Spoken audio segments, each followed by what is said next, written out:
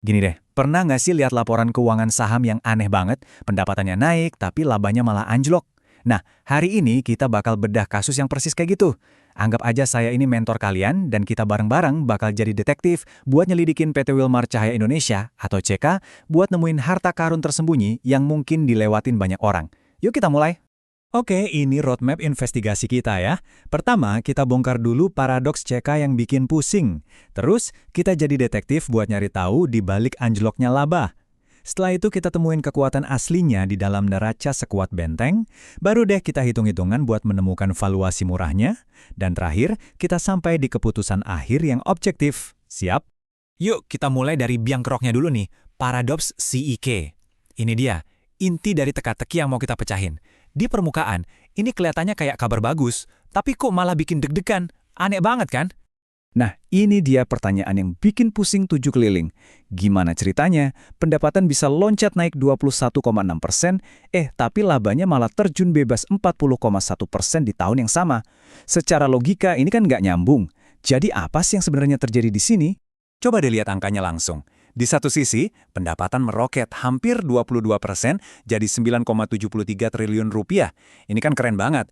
Tapi, lihat sebelahnya, laba bersihnya malah longsor 40%. Ini data yang benar-benar bertolak belakang. Kalau cuma ngelihat labanya doang, wah pasti langsung panik jual. Tapi, sebagai investor pinter, kita nggak berhenti di sini dong. Terus, gimana ceritanya bisa begini? Angka tadi itu baru kulitnya doang. Sekarang, kita gali lebih dalam lagi. Kita jadi detektif keuangan buat ngerti apa sih yang sebenarnya mengerus laba perusahaan ini. Nah, buat mencahin misteri ini, kuncinya ada di konsep yang namanya efek gunting. Coba bayangin ya, satu bilah gunting itu pendapatan yang naik terus ke atas. Keren kan? Tapi, bilah gunting satunya lagi, yaitu biaya, naiknya jauh lebih kencang. Nah, pas ini kejadian, si bilah biaya ini langsung nyabet dan motong habis margin profit kita. Sederhana konsepnya, tapi dampaknya itu loh, ngeri banget. Dan buat CK, ini nih, 3 hal yang bikin efek guntingnya tajam banget. 1, harga bahan baku utamanya, CPO dan PKO, naik gila-gilaan. Ini bikin harga pokok penjualannya bengkak, lebih cepat dari kenaikan pendapatannya. Terus, ditambah lagi nih bumbu penyedapnya. Kebijakan B50 dari pemerintah yang bikin permintaan CPO domestik makin panas, dan harganya makin naik. Jadi penting banget nih dicatat, labanya turun bukan karena perusahaannya jelek, tapi karena dihajar dari luar. Oke, di titik ini nih banyak investor biasanya udah nyerah. Labanya turun, jelek. Tapi kita beda. Investor sejati itu tahu, laporan laba rugi itu cuma satu bab dari sebuah buku. Sekarang kita buka bab paling penting, fondasinya, yaitu neraca keuangannya. Dan saya kasih tahu ya, ini neracanya sekuat benteng. Ini nih, quote yang harus kalian pegang baik-baik karena ini inti dari filosofi value investing. Laba itu bisa naik turun, wajar. Tapi fondasi yang kuat itu yang bikin perusahaan bisa selamat dari badai apapun. Lihat deh angka ini, 0,24 kali. Rasio utangnya ke modal itu super rendah. Artinya apa? Perusahaan ini hampir nggak punya utang yang berbunga. Coba bandingin sama perusahaan lain yang pusing bayar cicilan. CK ini santai banget berdiri di atas modalnya sendiri. Ini benar-benar tanda kesehatan finansial yang langka banget loh. Dan bukan cuma utangnya yang kecil. Lihat nih, mereka punya tumpukan kas 304 miliar rupiah. Ini bukan cuma uang diam, ini tuh amunisi.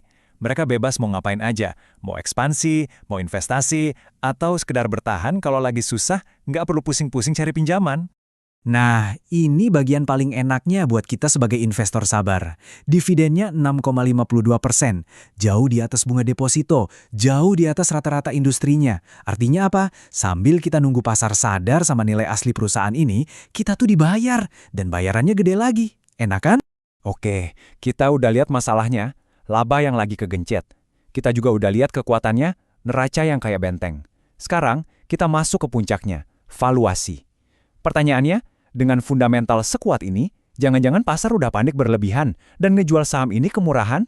Nah, slide ini nih kuncinya. Lihat perbandingannya. Rasio P per I CK cuma 7 kali, padahal rata-rata sektornya 11,5 kali. Tapi yang lebih gila lagi, lihat rasio P per B-nya. Cuma 0,68 kali. Ini artinya apa? Secara teori, kita bisa beli perusahaan ini, pabriknya, tanahnya, semua asetnya, dengan diskon 32% dari nilai bukunya. Gila kan? Ini sinyal kuat kalau pasar lagi pesimis banget sama saham ini. Sebagai mentor, saya kasih tahu 2 cara simpel buat ngukur nilai wajar CEK. Nggak usah pakai rumus yang ribet-ribet. Pertama, kita lihat dari nilai asetnya. Kedua, dari potensi labanya. Yuk kita hitung bareng. Oke, kita hitung ya. Kalau dari sisi nilai aset, nilai buku per sahamnya itu ada di Rp3.382. Terus, kalau dari sisi potensi laba, kita pakai asumsi konservatif aja, PI 10 kali, target harganya di Rp3.270. Lihat kan? Dua cara ini, dari dua sudut pandang berbeda, hasilnya mirip dan sama-sama teriak. Hey, nilai wajarnya itu jauh di atas harga sekarang yang cuma 2.300-an. Nah, kita udah hampir selesai. Tapi ingat, mentor yang baik itu nggak cuma nunjukin yang bagus-bagusnya aja. Investor yang pintar itu harus selalu timbang antara peluang sama risikonya. Yuk, kita bedah semuanya secara jujur. Jadi di satu sisi timbangan kita punya peluang gede banget, neraca super kuat, harga super diskon, dan dividen yang royal. Tapi di sisi lain kita juga harus jujur ada risikonya. Margin laba bisa aja masih tertekan, sahamnya ini nggak liquid alias susah dijual beli cepat karena kebanyakan dipegang pendirinya, plus ada risiko dari kurs dan regulasi pemerintah. Nah, ini gambaran lengkapnya, nggak ada yang ditutup-tutupin. Jadi kesimpulan akhirnya apa? Gini, CK ini adalah contoh textbook dari apa yang namanya harta karun yang nggak dilirik orang. Pasar ngebuang saham ini karena masalah jangka pendek, padahal fondasinya kuat banget. Ini bukan buat yang suka trading harian, ini buat investor sabar. Sebagai penutup, saya mau kasih satu pertanyaan buat kalian renungkan. Mana yang lebih berharga buat kalian? Neraca keuangan sekuat benteng yang bisa bertahan puluhan tahun, atau laba 1 tahun yang bisa naik turun? Jawaban kalian atas pertanyaan ini, itu yang bakal nentuin kalian jadi investor seperti apa. Coba pikirin baik-baik.